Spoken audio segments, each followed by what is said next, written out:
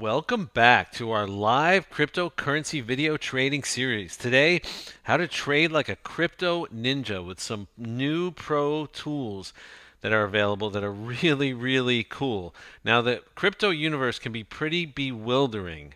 Okay, how is it that, this is the first tool we're going to look at, Live Coin Watch. How is it that in the top cryptocurrencies, one coin can trade for $9,000 and another can trade for 69 cents? I mean, how exactly is that? And what is the deal with, a coin having a maximum supply of 21 million, the next market cap coin having an unknown maximum supply, and the next one having a maximum supply of 100 billion?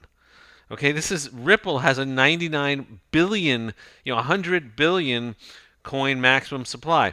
So what's going on here? How do you reconcile these numbers and make them make sense? Well, I like to let's start with the basics. Okay, Live Coin Watch is the site here, and I like it because it's a really simple layout, and I particularly like it because you can put the weekly, the monthly, and the 3-month chart on your spreadsheet. So you can just scroll down, and instead of getting blasted with this coin is hot or this coin is popping or this one's mooning or whatever, you can just sort of look and see the trends over time, and obviously just looking at, say, Bitcoin Cash as an example. Okay, you can see that the monthly over the past month, it's obviously down. Over the past 3 months, it's down, and over the past week, it's been coming up. So that's just you can just sort of look at that and get a little perspective right off the bat. So you're not sort of overwhelmed by this. This coin is the next moon, is the next one to moon, and this one is popping, and so that's an easy way to look at it. Now let's look at how to normalize price from coin to coin. Okay, so then I like to switch to a different site, and it looks a little more complicated. Okay, it is. It's onchainfx.com, and this is you get a lot more options in your spreadsheet here, but it also gives you a lot of possibilities as far as how to what you're looking at. So let's take a look first of all at the coins outstanding. Okay, that's an important parameter to understand. Okay, now we're going to look now at onchainfx.com at two things: the supply in the year 2050 and the supply percent issued. Okay, so the 2050 supply is either the max supply if the coin has a fixed eventual supply. Okay, that's like Bitcoin, a fixed eventual supply. So 21 million Bitcoin is all there will ever be. Okay, other ones have a tail emission supply, which is that they continue to mine new coins, and some actually burn or destroy coins. And some coins are held by the development team that performed the ICO, and they say what they're going to do, but they don't necessarily have to do it. So Ripple is a good example of that. There's 100 billion Ripple, XRP, and they're released at a 1 billion XRP per month by a smart contract onto the network, but also 50 billion of them are being held by the development team. So they say they're not going to flood the market, they're not going to release those coins or in any significant bulk, but they don't have to stick to that. They could release those coins. So and then if the coins are being continuously released, OnChainFX looks at the rate of release and estimates the year 2050 supply. And based on the fact that most of these coins will they'll be completely released by the year 2050, you can use the OnChainFX parameter of the total coins to be released as a as a reliable indicator of how many will be out there by 2050. So how diluted your investment would be. So then what you can do is you can normalize the price to the Bitcoin supply. So this is a very interesting parameter right here. And what I did here is I put a column in here if the price is normalized to the 21 million Bitcoin. And let's just rank the coins based on that. Okay, so you can see that if you rank by market cap, which is the way the coins are normally ranked, you get Bitcoin, Ethereum, Ripple, Bcash, and Litecoin. Okay, if you rank by Bitcoin normalized supply, you get basically the same order. But some of these coins start coming in, and you can see where they're valued based on the Bitcoin normalized supply. So some of these may be undervalued. So for example, here's Zcash at $56 based on the Bitcoin normalized supply, whereas it's priced at $270. So it may be priced, much higher than what you'd consider. Now look for another example. For example, here Quantum is actually priced at $20, but its Bitcoin normalized price is $89. So it may be significantly underpriced. Lisk is another good example, and I'll tell you why I'm going to Lisk. You'll see why I'm going to Lisk in a minute. It priced at $13.90, and its Bitcoin normalized price is $84. So it could be significantly underpriced based on that price if Bitcoin normalized. There's also the NVT ratio, which is the network value to transaction volume ratio. And that is a example of a way to normalize the price based on the volume of transactions, how much the network is being used. And it's basically the transaction volume averaged over 7 days, okay, and the entire market cap is divided by that transaction volume. So there's some caveats here. You cannot compare all coins across the board with the transaction volume, and this is because Bitcoin and its progeny use the way that coins are spent in the Bitcoin network is basically an unspent transaction output model, which means that a Bitcoin is nothing more than an unspent transaction output that's transferred from your private address to the next public address to the person that you're sending it to. So whenever you do that, you have to send change back to yourself in order for the transaction to zero out. And those change transactions can get counted as transactions too. So it's impossible to be perfectly accurate on this network to value, network to transaction volume ratio, but it is a useful way to normalize price across different coins. So if we look at that column and we now rank by network to volume, network value to transaction volume ratio, you can see that Stellar Lumens is way up there. Okay, it's 59,000, and the next one is Binance, which is 1,000. So these, that could be an indication that these are way overpriced based on their market cap ratio to the actual transaction volume on the network. Now, so what's underpriced? I mean, that's what you really want to look for, is coins that could be undervalued. And looking at, say, Bitcoin Cash here, you can see it's got an 84.03 network value to transaction volume ratio. So that's pretty low compared to say Ripple, which is 137, and obviously Binance and Stellar Lumens, which are way up there. But some of the other big coins larger coins that are up there, Dash has a 77 ratio. Now Bitcoin is way down here at 28, and that would seem to indicate that Bitcoin is undervalued based on this ratio. But remember that Bitcoin and its progeny have this change aspect going on with the unspent output transactions. So it's hard to compare, for example, Bitcoin to Ethereum. But Ethereum has a 50.57 ratio of network value to transaction volume. So Ethereum, and that would be accurate because Ethereum doesn't have the unspent transaction output model. So coins like Ethereum and EOS are undervalued based on this particular model of normalizing the coin value.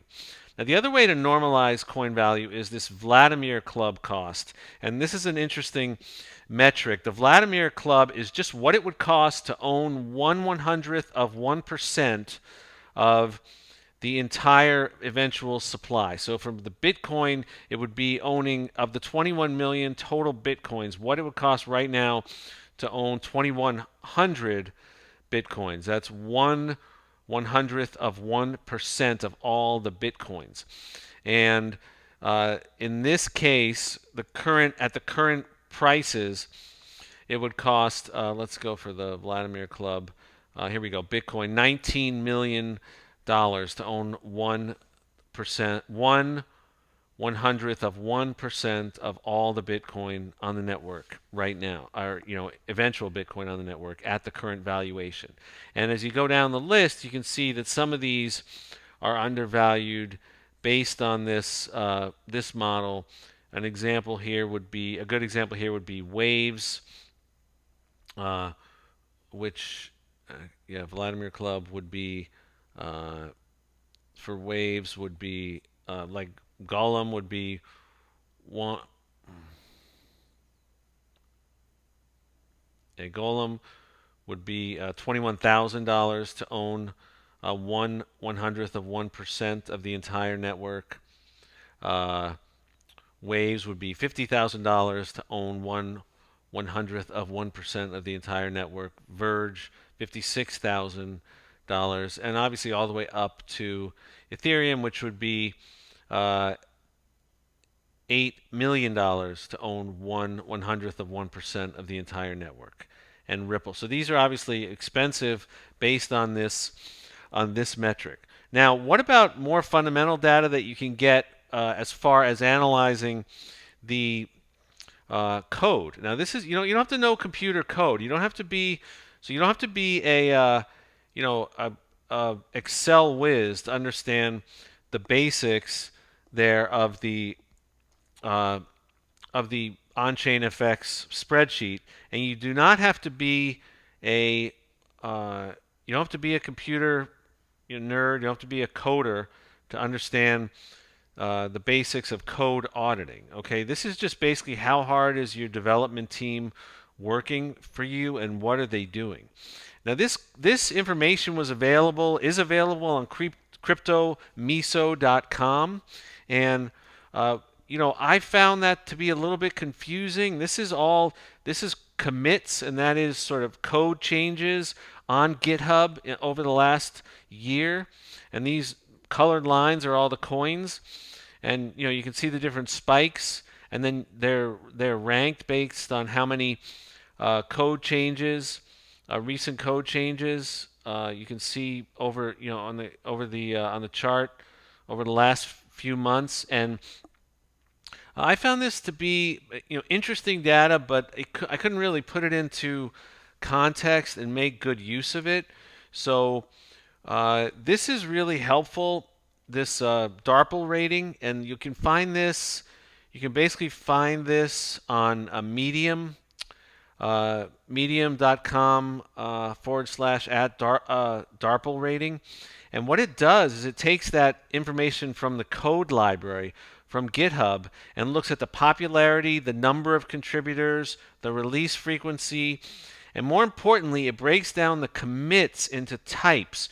So, for example, A1 is the best because they're continuously and steadily developing new features, and that means your development team is working towards the future and building new features. A2 is fixing bugs and testing after new features are developed. So again, A ratings are all about new features. And this A3 is releasing new features based on initial commitment. So A ratings are all about new features. B, C, and D are about fixing bugs. Okay, fixing bugs is good, but obviously if your development team is spending all its time fixing bugs, then you've got a problem because you're not moving forward with your development. And changing configurations or cannot be defined. So what they did is they rank and they give a ranking for all those things: popularity, contributors, how often they release, and they base the how often they release on a ratio to Bitcoin and Ethereum releases, which are every 14.25 days. So, for example, EOS has had releases 35 times in this period for an average of 9.5 days, which is less than, which is more frequently than Bitcoin and Ethereum. So the frequency of EOS would be considered high. Okay, the ratio is 0.71. So that means that EOS is a good has a good metric based on this release frequency of code. And more importantly, if you look at their ranking on uh, the for the commit types, popularity, contributors, they put it all together in a rating, and Lisk came out as number one, EOS, Cardano, Eternity. So really, when you take, what I did was I took these top ranking code audit coins and I flagged them in my on-chain FX spreadsheet. So I took the top ranked, top rated coins and I flagged them here. Okay, so now when I rank these based on, for example, one of my price normalizing ratios, like let's just say, for example, network value to transaction volume ratio. When I rank all these coins based on that, and I look for my flagged coins, I can see that the high price ones based on this ratio, Golem and Lisk. Okay, so Lisk may have that already priced in, that it was one of the top rated based on the code audit, based on the code audit, the DARPL rating. So Lisk may have had that already priced in, but then as you go scroll down, you can see, for example, Tron Ethereum here is at 50. The ratio is 50 for the network value to transaction volume, and that's pretty low compared to Lisk and Golem, which are 191 and 198. So about 4 times that ratio, and that makes Ethereum well priced. And again, Cardano down here at 1.34, so pretty low in the ratio. So that is one way. And then let's look at if we look at the Vladimir Club, just looking at the cost of owning 1/100th of 1% of the network, looking at our flagged coins that were highly ranked in the DARPL ratings, Bitcoin and Ethereum already priced high, but Tron and Lisk priced much lower. So this is $325,757 is the price of owning 1/100th of 1% of the Lisk network, and 59,000 is the price of owning 1/100th of 1% of the 0x, and BitShares 58,000.